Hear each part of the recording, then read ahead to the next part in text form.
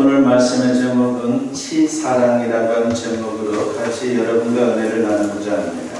여러분들이 너무나 잘 아는 말이죠. 내리사랑은 있어도 치사랑은 없다 라는 그런 말을 많이 들어봤을 겁니다. 윗사람이 아랫사람을 사랑하기는 쉬워도 아랫사람이 윗사람을 사랑하기는 쉽지 않다는 그런 말입니다. 특히 부모 자식 사이에 그런 경우가 참 많습니다. 부모는 자식을 무한히 사랑하지만 자식은 부모를 그만큼 사랑하지를 못합니다. 낳아주고 길러주고 온갖 것을 다 베풀어 주신 부모님을 제대로 사랑하지 못하는 이유가 무엇입니까? 한마디로 말해서 인간이 죄인이기 때문입니다. 그 말은 인간은 이기적인 존재라고 하는 겁니다. 그래서 자기 자신은 그렇게도 잘 챙기지만 부모는 소홀히 여기고 온전히 사랑하지를 못합니다. 이따금 특별한 효자들이 있기는 하지만 대부분 부모님의 사랑에 미치지는 못합니다. 바울은 말세의 징조에 대해서 디모데후서 3장 1절과 2절에서 이런 말씀을 하신 적이 있습니다. 너는 이것을 알라. 말세에 고통하는 때가 이르러 사람들이 자기를 사랑하며 돈을 사랑하며 자랑하며 교만하며 비방하며 부모를 거역하며 감사하지 아니하며 거룩하지 아니하며 라고 했습니다. 이게 바로 말세의 특징이라고 하는 것이죠. 이런 험악한 세상에서 성경적인 부모 공경의 신앙을 회복하는 것은 우리에게 너무나도 중요합니다. 이것은 비단 우리 가정만 살리는 게 아닙니다. 더 나아가 사회와 국가 그리고 온 세상을 변화시키는 지름길입니다. 왜냐하면 부모 공경은 모든 인륜의 기본이기 때문입니다. 기초입니다. 뼈대입니다. 자기 부모도 공경하지 못하는 인간이 어떻게 다른 사람들을 사랑할 수 있단 말입니까? 결국 다른 사람에게 피해를 주면서 세상을 어지럽히게 되는 것입니다. 성경에도 이런 사실을 강조하죠. 십계명 중에 인간 사랑의 계명이 제5계명부터 10계명까지 이렇게 해서 나오는데 그 중에 첫 번째로 나오는 제5계명이 바로 부모 공경입니다. 그러니까 인간 관계에 있어서 가장 중요하다는 겁니다. 이 계명을 지킬 때 비로소 다른 계명들도 지킬 수 있다라고 그렇게 주님은 보고 있는 겁니다. 그런데 진정한 부모 공경은 하나님을 경외하는 신앙에서 출발하는 거예요. 신앙이 없으면요 제대로 된 부모 공경을 할 수가 없습니다. 성경을 보면 신앙이 좋은 사람들은 예외 없이 부모님을 공경했습니다. 여기서 예외적인 인물은 한 사람도 등장하지 않습니다. 하나님을 경외하는 신앙이 있을 때 비로소 이기심을 극복하고 이타적인 존재가 될 수 있습니다. 하나님 사랑과 이웃 사랑은 일맥상통하기 때문인 것이죠. 사랑의 사도라고 불리는 요한이 요한일서 4장 20절과 21절에서 이런 말씀을 합니다. 누구든지 하나님을 사랑하노라 하고 그 형제를 미워하면 이는 거짓말하는 자니 보는 바 그 형제를 사랑하지 아니하는 자는 보지 못하는 바 하나님을 사랑할 수 없느니라. 우리가 이 계명을 주께 받았나니 하나님을 사랑하는 자는 또한 그 형제를 사랑할지니라 했습니다. 성도는 하나님의 사랑을 체험했기에 이웃을 사랑할 수 있다는 것입니다. 만일 이웃 사랑이 없으면 하나님의 사랑을 체험하지 못한 것이 되는 겁니다. 그 이웃 속에 우리 부모님이 들어가 있는 것이죠. 나 외에 옆에 있는 사람들, 내 주변 사람들, 하나님 사랑 없이는 이것이 불가능하다라고 하는 것입니다. 오늘 본문에는 우리가 잘 아는 요셉이 등장합니다. 그는 성경에 나타난 효자 중에 효자이죠. 세상에서는 치사랑이 없다라고 그렇게 말하지만은 요셉을 보게 되면요 치사랑이 있다는 것을 알 수가 있습니다. 그러니까 치사랑이 불가능한 것이 아니다라고 하는 것을 우리가 요셉을 보면서 알 수 있는 겁니다. 하나님을 경외하는 신실한 성도라면 당연히 치사랑을 할 수 있어야 합니다. 요셉은 성경의 훌륭한 신앙인들 중에서도 모범이 되는 사람입니다. 특히 부모 공경에 관해서도 모델이 되는 사람입니다. 아무쪼록 요셉처럼 하나님을 사랑하고 이웃을 사랑하는 사람, 특히 부모님을 사랑하는 사람이 되는 우리 모두가 되었으면 합니다. 그것이 우리 자녀들에게 보여주는 아름다운 모범이 되는 것이죠. 그러면 구체적으로 요셉은 어떻게 부모님에 대한 치사랑을 한 것입니까? 첫째는 관심으로 치사랑을 했습니다. 그러니까 관심을 갖는 것, 부모님에게 관심을 갖는 것이 바로 치사랑이다라고 말하고 있습니다. 그리고 그것을 요셉은 보여주고 있는 것이죠. 에릭 프롬이 지은 사랑의 기술이라고 하는 책이 있습니다. 내가 신학교 딱 처음 들어갔을 때에 학교에서 읽으라고 하는 책 중에 까라마초프의 형제와 그리고 사랑의 기술, 이게 있었어요. 그만큼 아주 우리 신앙인들에게 중요한 책이다라고 하는 것이죠. 이 사랑의 기술이라고 하는 책을 보게 되면요, 사랑의 5가지 특징이 나오고 있습니다. 그 중에 첫 번째는 사랑은 관심이다라고 그렇게 말합니다. 즉 생각이 사랑하는 대상에게 있는 것, 그것이 바로 사랑이다라고 하는 것이죠. 두 번째는 사랑은 책임이라고 했습니다. 책임지는 사람은 잘잘못을 따지지 않습니다. 모든 일이 자기 잘못과 책임이라고 느끼는 사람이 바로 사랑을 아는 사람이다라고 그렇게 보는 겁니다.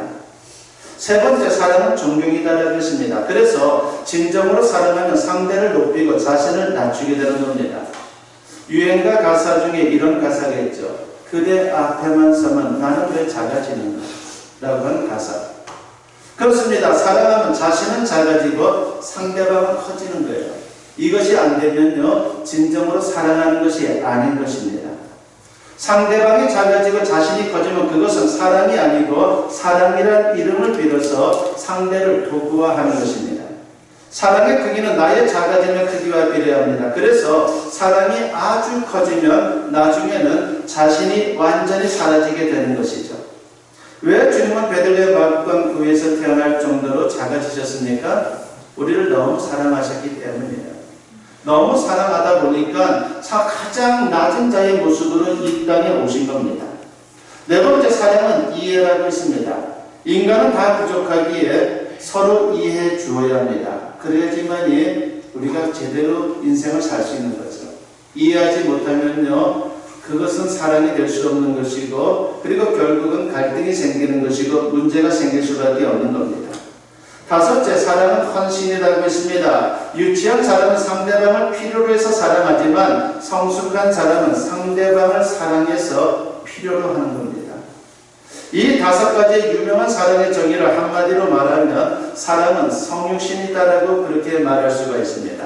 하나님이 인간의 몸을 입고 이 땅에 예수 그리스도로 오신 것, 바로 그것이 사랑의 가장 대표적인 모습인 것이죠. 주님의 성육신은 우리를 향한 주님의 관심이었고, 우리를 책임지려는 것이었고, 우리를 존중한 것이었고, 우리를 이해하려는 것이었고, 우리에게 모든 것을 내어주신 헌신이었습니다.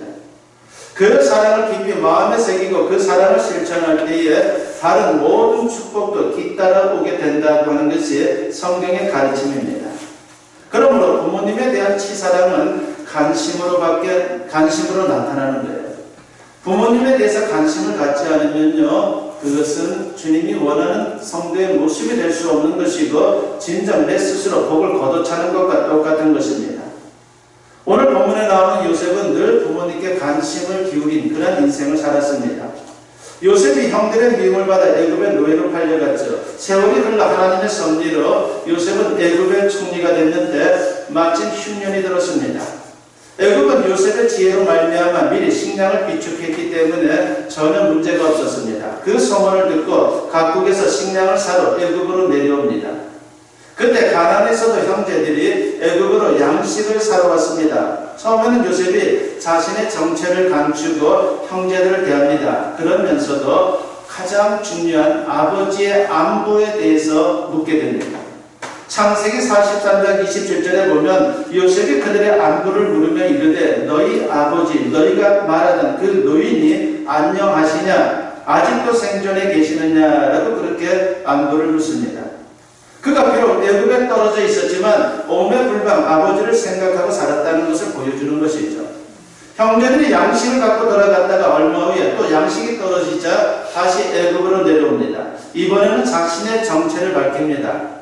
자신이 요셉이라 말하자마자 먼저 아버지의 안부부터 묻습니다. 창세기 45장 3절에 보면 요셉이 그의 형들에게 이르되 나는 요셉이라 내 아버지께서 아직 살아계시니까 라고 그렇게 묻습니다. 연로하신 부모님이 바라는 것은요, 물질이 전부가 아니에요. 무엇보다 자녀들의 관심이죠. 나를 향한 관심이 있구나. 그것만 알아도 부모님이 힘을 얻을 수 있는 것이고, 자, 우리 인생 말년에 여러 가지 불편한 것이 많아도 그 모든 것들을 이겨낼 수 있다라고 하는 것입니다. 늘 건강을 살펴드리고 묻는 말에 대답도 잘해드리고 필요한 이야기들을 잘 해드리고 자주 운운을 하는 게 바로 사랑의 시작이고 사랑의 모습인 것입니다.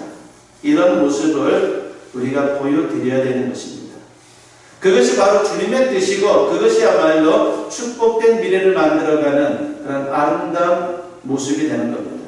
그리고 그러한 모습을 통해서 우리의 자손들이 그 모습을 보고 배우게 되는 것이죠. 그런 아름다운 모습이 우리 모든 성도님들 그리고 또한 우리 자녀들에게 늘 충만할 수 있기를 축원합니다. 두 번째로 동양으로 치사랑을 했다는 것을 우리가 요셉에게서 발견할 수 있어요. 동양을 했다는 것. 요셉은 부모님을 동양함으로 치사랑을 실천했습니다. 동양은 물질적으로 부양하는 것은 물론이거니와 어른을 존경하고 잘 모시는 것을 뜻하는 겁니다. 요셉은 양식을 사러 애굽에 온 형들에게 아버지 야곱을 모시고 오라며 이렇게 말합니다. 창세기 45장 11절에 보면 흉년이 아직 5해가 있으니 내가 거기서 아버지를 봉양하리이다. 아버지와 아버지의 가족과 아버지께 속한 모든 사람에게 부족함이 없도록 하겠나이다 하더라고 전하소서라고 했습니다. 야곱이 가족들과 함께 애굽으로 내려간 후에 요셉이 얼마나 잘 모셨는지 우리가 안 봐도 비디오입니다. 그는 최선을 다해서 아버지를 존경하고 부양했습니다. 야곱이 연루해서 병이 들자 즉시 아버지를 찾아뵙고 정성껏 돌보는 모습이 성경에 나옵니다. 창세기 48장 1절에 보면 이 일 후에 어떤 사람이 요셉에게 말하기를 내 아버지가 병들었다 하므로 그가 곧 두 아들 므낫세와 에브라임과 함께 이르니라고 했습니다. 아버지 야곱이 돌아가신 후에는 또 어떻게 합니까? 오늘 본문에 기록된 대로 최선을 다해서 장례를 치르며 아버지를 우대했습니다. 본문 1절부터 3절에 보니까 요셉이 그의 아버지 얼굴에 부풀려 울며 입 맞추고 그 수종드는 의원에게 명하여 아버지의 몸을 향으로 처리하게 하며 의원이 이스라엘에게 그대로 하되 40일이 걸렸으니 향으로 처리하는 데는 이 날수가 걸림이며 애굽 사람들은 70일 동안 그를 위하여 곡하였다라고 했습니다.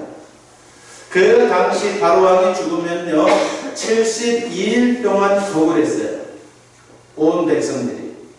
그러니까 요셉 총리 때문에 애국 국민들이 야곱을 바로왕과 거의 비슷한 수준인 70일 동안 곡을 했다는 것은 놀라운 일입니다. 요셉이 아버지를 그만큼 대우하니까 그런 일이 가능했던 거죠. 평상시에 아버지에 대해서 무관심했다면요 이렇게 하지는 않을 겁니다. 미국의 상원 의원을 지낸 고 신호범 장로님이라고 하는 분이 있습니다. 한 3년 전에 돌아가셨죠. 이분은 4살 때 어머니가 돌아가시고 아버지에게까지도 버림을 받았습니다. 떠돌아다니며 거지 생활을 했습니다. 그러다가 다행히 미군 부대의 하우스보이가 되었습니다. 그 미군 장교집에 입양이 되어서 미국으로 건너가게 됩니다. 그때 나이가 적은 나이가 아니었죠. 19살에 양자가 되어서 입양이 되어 미국으로 간 겁니다. 입양될 수 없는 나이였는데 하나님의 기적적인 역사였습니다. 공부를 한 적도 없었던 그가 영어로 공부를 시작합니다. 늦은 나이에 영어를 배워갖고 공부를 하는데 얼마나 어렵겠습니까? 천신만고 그때 박사가 되었고 미국에서 대학 교수까지 되었습니다. 그리고 워싱턴주 상원 의원이 됩니다.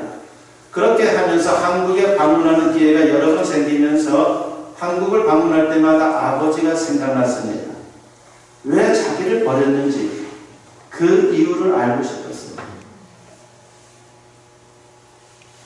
수소문을 해서 찾아갔더니만은 판잣집 같은 데서 새 어머니와 이복 동생 5명이 가난하게 살고 있는 겁니다. 그런데 찾아갈 때마다 아버지가 술에 취해 있었습니다. 그러다 보니까 제대로 된 대화를 나눌 수가 없었어요. 그래서 한 번은 연락도 하지 않고 급습하듯 찾아갔습니다. 맨 정신이지만 아버지가 돌아앉아 말을 제대로 하지 않습니다. 대뜸 물었습니다. 왜 그때 나를 버렸나요? 그러자 아버지가 더듬거리며 이렇게 대답을 합니다.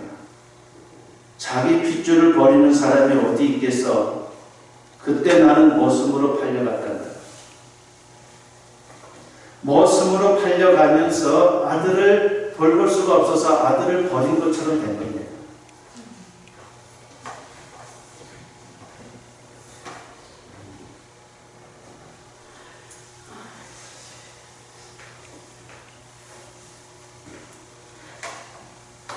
그 말을 듣는 순간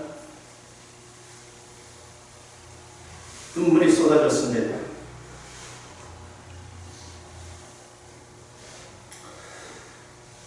그러면서 가슴에 맺혔던 상처가 치유가 된 거예요. 그 후에 이분이 부모님과 이복 동생들을 모두 미국으로 초청을 합니다. 그리고 그들의 생활 기반을 잡아주고 그리고 공부도 시키고 일체를 도와주었습니다. 그런데 놀라운 것은 신 장로님의 부인의 이야기예요. 그분은 미국 사람인데 시댁 식구들에게 직접 영어를 가르쳐주고 경제적으로 도와주느라고 아르바이트까지 하면서 전심을 다해서 뒷바라지를 했어요. 미국 사람이. 이것은 신앙이 아니면 못하는 거죠. 부모가 무엇을 해줘서가 아니라 그냥 부모라고 하는 그 이유 하나만으로 공경하고 봉양하는 것. 그것이 바로 신앙인의 자세인 겁니다. 그 모습을 보고 하나님께서는 축복하게 되는 것이죠. 언제나 주님께서 원하시고 기뻐하시는 그런 말씀을 따라서 부모님을 향한 봉양 그리고 공경하는 모습이 우리 모든 성도님들과 우리 또 자녀들에게 항상 있기를 축원합니다. 세 번째로 순종으로 치사랑을 했습니다. 부모님을 공경하는 중요한 또 한 가지는 말씀에 순종하는 거죠. 그분들 말씀에 순종하는 게 중요합니다. 하나님 말씀에 절대적으로 어긋나는 게 아니라면 부모님 말씀에 적극적으로 순종하는 것은 우리가 당연히 해야 될 일입니다. 요셉은 아버지의 말씀을 얼마나 잘 들었는지 모릅니다. 어린 시절 형들이 양을 치러 들에 나가 있으면 아버지가 형들을 보고 오라고 심부름을 시킵니다. 짧은 거리가 아니라 먼 거리임에도 불구하고 그렇게 심부름을 시키면 어떻게 합니까? 거기에 대해서 반항하지 않고 그대로 순종을 했습니다. 필요한 물품도 갖다 주고 그리고 어떻게 일을 하고 있는지 그리고 형들은 건강한지 그렇게 보면서 이제 아버지에게 알려드리기 위해서 그렇게 간 겁니다. 창세기 37장 13절에 보면 이스라엘이 요셉에게 이르되 내 형들이 세겜에서 양을 치지 아니하느냐 너를 그들에게로 보내리라. 요셉이 아버지에게 대답하되 내가 그리하겠나이다 라고 했습니다. 그때 형들에게 미움받아 애굽에 노예로 팔려갔어요. 좋은 일로 이렇게 아버지 말씀에 순종하다가 갔는데 참으로 좋은 결과가 있으면 좋을 텐데 그렇지 아니하고 형들에게 미움을 받아서 노예가 되어 팔려간 겁니다. 나중에 하나님이 보상해 주셨지만 얼른 생각하면 아버지 말씀에 순종하다가 시련을 당한 셈입니다. 그래도 요셉은 아버지를 원망하지 않았어요. 원망해서는 안 되죠. 우리 신앙인들이 가져야 될 마음의 자세는 원망해서는 안 됩니다. 누구 탓해서도 안 돼요. 이걸로 문제가 풀리는 게 아니에요. 그 어려움 속에도 하나님의 섭리가 있다는 겁니다. 이런 일들이 없었으면요 요셉이 어떻게 애굽의 총리까지 됐겠습니까? 물론 중간 과정에 너무나 힘든 것들도 있었지만 그는 믿음으로 그 모든 것들을 이겨내면서 아버지를 원망하지 않고 형들을 원망하지도 않고 믿음으로 살면서 결국은 애굽의 총리까지 되었습니다. 오늘 본문을 보면 심지어 그는 아버지가 돌아가신 후에도 평소의 말씀을 기억하고 그대로 순종했습니다. 야곱이 죽으면 가나안 땅 선영 막벨라굴에 장사 지내달라고 그렇게 부탁을 했습니다. 사실 애굽의 총리 신분으로 가나안 땅까지 이동하는 게 쉽지 않았지만 바로 왕에게 허락을 받아 그대로 순종했습니다. 본문 5절과 6절에 보니까 우리 아버지가 나를 맹세하게 하여 이르되 내가 죽거든 가나안 땅에 내가 파놓은 묘실에 나를 장사를 하였나니 나로 올라가서 아버지를 장사하게 하소서 내가 다시 오리이다 하라 하였더니 바로가 이르되 그가 내게 시킨 맹세대로 올라가서 내 아버지를 장사하라 그랬습니다. 특히 야곱의 유언은 단순한 60만 매장해 달라는 것이 아니었죠. 천국을 소망하는 신앙을 반영하고 있는 겁니다. 요셉은 아버지의 그 귀한 신앙을 받들어 섬겼습니다. 부모님 말씀에 순종하는 것 중에 가장 중요한 것은 신앙생활을 열심히 하는 거예요. 우리에게 있어서 신앙은 굉장히 중요하기 때문이죠. 거꾸로 부모님이 아직 신앙생활을 하지 않을 경우에는 부모님께 신앙을 전수해야 될 사명이 우리 믿음의 사람들에게 있는 겁니다. 그것은 천국을 맛보는 것이기 때문에 가장 큰 선물이기 때문이죠. 이것이 바로 부모님을 향한 하나님의 뜻입니다. 언제나 부모님 말씀에 순종함으로 말미암아 하나님께 기쁨이 되고 그리고 축복을 예비할 수 있는 우리 모든 성도님들이 되었으면 합니다. 네 번째로 우애로 치사랑을 했어요. 우애, 형제 우애로 치사랑을 하는 거예요. 부모 입장에서 자식들이 서로 사랑하며 우애하는 것보다 더 흐뭇한 것은 없을 겁니다. 여러분들 다 경험하지 않습니까? 저도 뭐 아들하고 딸이 있는데 한 번은 우리 승호가 이제 지 누나 사는 그때는 이제 강릉에 살았으니까 강릉에 가면은 누나가 이렇게 뭐 옷 파는 매장 같은 데 데려가서 옷을 사줬다라고 하는 얘기를 나중에 들으면요 얼마나 마음이 기쁜지 모릅니다. 그래도 참 그렇게 우애가 좋구나 라고 하는 생각을 가지면 너무나도 기쁜 거죠. 이것이 바로 부모 마음입니다. 그런데 반대로 형제들끼리 다투고 으르렁거리면요 부모의 마음은 너무나도 괴롭습니다. 그러므로 우애하는 것도 큰 효도입니다. 야곱의 장래후 요셉의 형들이 겁을 먹었습니다. 사실 인간적으로 생각하면요 얼마든지 그럴 수 있는 거죠. 결국 형들이 요셉에게 사람을 보냅니다. 아버지가 용서해 주라고 했다고 말하면서 간청합니다. 그 소식을 들은 요셉은 눈물을 흘리며 말합니다. 창세기 50장 19절로부터 21절에 보니까 요셉이 그들에게 이르되 두려워하지 마소서 내가 하나님을 대신하니까 당신들은 나를 헤아려 하였으나 하나님은 그것을 선으로 바꾸사 오늘과 같이 많은 백성의 생명을 구원하게 하시려 하셨나니 당신들은 두려워하지 마소서 내가 당신들과 당신들의 자녀를 기르리이다 하고 그들을 간곡한 말로 위로하였더라고 했습니다. 두려워하는 형들에게 그들은 물론이거니와 조카들까지 내가 부양하겠다라고 위로하고 있는 겁니다. 만일 야곱이 천국에서 내려다 보았다면요 얼마나 흐뭇했겠습니까? 이와 같이 부모를 공경하는 사람을 하나님은 축복하십니다. 신명기 5장 16절에 보면 너는 네 하나님 여호와께서 명령한 대로 네 부모를 공경하라. 그리하면 네 하나님 여호와가 네게 준 땅에서 네 생명이 길고 복을 누리리라고 했습니다. 10계명 중 제5계명입니다. 부모를 공경하는 형통과 장수의 축복을 주겠다는 것입니다. 신약 성경에서 바울은 이렇게 강조하죠. 에베소서 6장 1절부터 3절에 보면 자녀들아 주 안에서 너희 부모에게 순종하라. 이것이 옳으니라. 네 아버지와 어머니를 공경하라. 이것은 약속이 있는 첫 계명이니 이로써 네가 잘되고 땅에서 장수하리라고 했습니다. 요셉은 약속대로 놀라운 축복을 받았습니다. 처음에는 아버지 심부름을 하다가 노예로 팔려갖고 무고하게 감옥에 갇히는 고난의 연속처럼 보였지만 그 모든 게 하나님의 섭리였던 거예요. 하나님은 하나하나 다 기억하시고 그를 섭리하사 그 고난 속에 넘어지지 않게 하시고 일어나게 하시고 마침내 애굽의 총리가 되게 하시고 바로 이스라엘을 살리는 놀라운 역사를 만들고 주변 나라 사람들을 살리는 놀라운 역사를 만드는 데 있어서 주인공으로 삼았다는 겁니다. 얼마나 보람있는 인생을 살았는지 모릅니다. 반대로 성경은 부모를 공경하지 않는 사람을 저주하죠.